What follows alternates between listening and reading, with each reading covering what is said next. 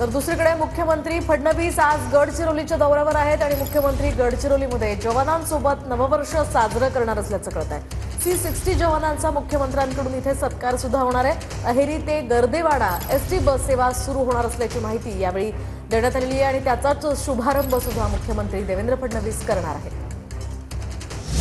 आणखी एक महत्त्वाची बातमी, वर्षाच्या सुरुवातीला देवेंद्र फडणवीस गडचिरोलीच्या दौऱ्यावर आहेत आणि नक्षलवाद्यांचा मोठा नेता भूपती याची पत्नी तारक्का ही आता आत्मसमर्पण करणार आहे। तारक्कासह 11 नक्षलवादी आज मुख्यमंत्र्यांसमोर आत्मसमर्पण करतील। तारक्का जवळपास 38 वर्ष नक्षल चळवळीमध्ये हिंसक कारवायांमध्ये सहभागी होती।